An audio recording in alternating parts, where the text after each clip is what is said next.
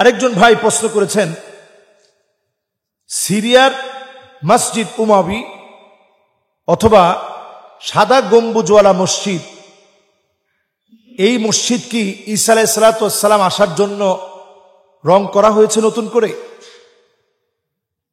আমরা জানি যে মসজিদ উমাবি অথবা এই মসজিদের অনেকগুলো নাম আছে। মানারতুল বায়দা এই মসজিদ কি বলা হয়? এই মানারতুল বায়দা নামক মসজিদ, যেখানে ঈসা আলাইহিস সালাম দুজন ফেরেশতার ডানার মধ্যে ভর দিয়ে তিনি নামবেন, এই মানারতুল বায়দা নামক মসজিদের ভিতরে ঈসা আলাইহিস সালাম নামবেন। এটা কিয়ামতের একেবারে বড় আলামতের একটি।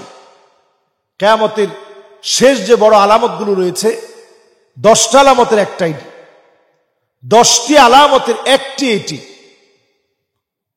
ঈসা আলাইহিস সালাম নামবেন মানারতুল বায়দা নামক মসজিদের মধ্যে, এবং সেই মসজিদে নামার পর ঈসা আলাইহিস সালাম সালাত আদায়ের জন্য ঈসা আলাইহিস সালামকে বলবে যে আপনি ইমামতি করেন। তিনি বলবেন না, ইমাম মাহাদি ইমামতি করুক।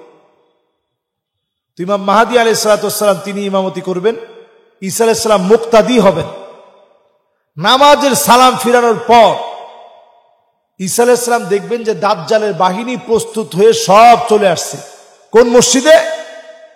ওই মানারতুল বায়দা, সাদা গম্বুজওয়ালা মসজিদ, মসজিদ উমাবি ওই মসজিদকে বলে। এই মসজিদের চতুর্দিকে দাজ্জালের বাহিনী দাঁড়ানো থাকবে।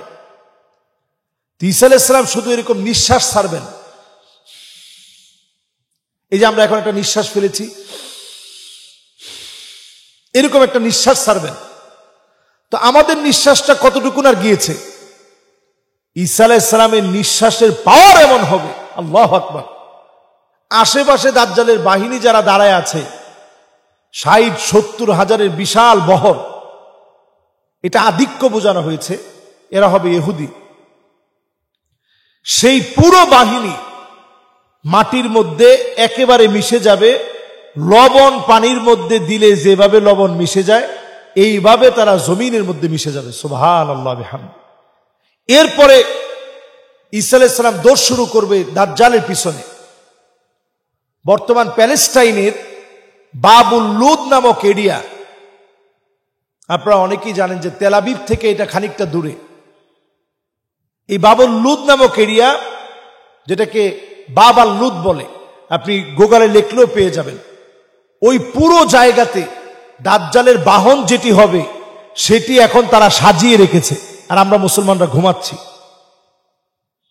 আপনি আজকে গুগলে লেখেন দাজ্জালের বাহন, নবী সাল্লাল্লাহু আলাইহি সাল্লাম সেই সময় বলে গেছেন, বিরাট লম্বা লম্বা কানওয়ালা।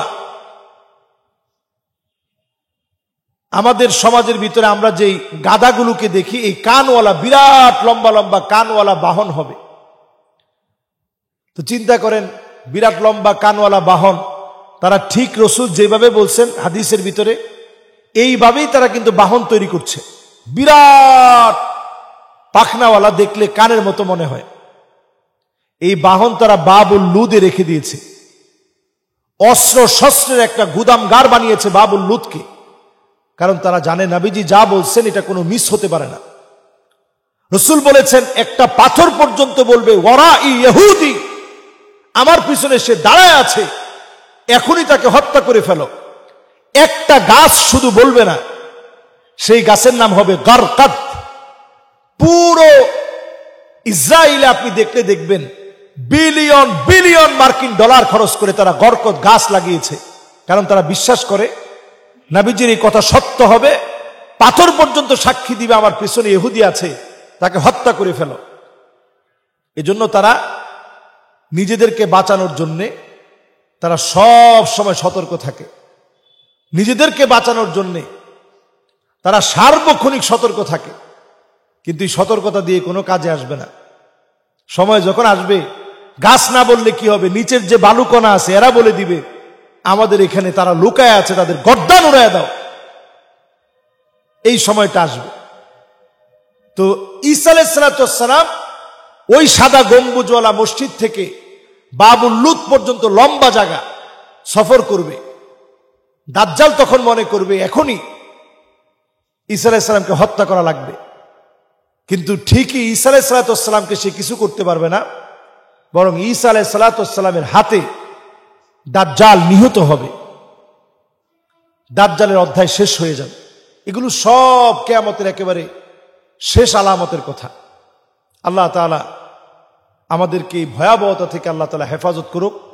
আমাদেরকে ইসলামের ইতিহাস, মুসলমানদের এই সত্য সহস্র সত্যনিষ্ঠ এই কথাগুলো বুঝে শুনে আমাদের এই কথাগুলোর উপরে আমল করার তৌফিক দান করুক। যা শুনলাম তাই আমরা বিশ্বাস করে ফেলবো এমন না, আল্লাহ যেন বুঝে শুনে আমল করার তৌফিক দান করেন, আমাদের সবাইকে যেন সজাগ থাকার তৌফিক দান করেন। আমিন।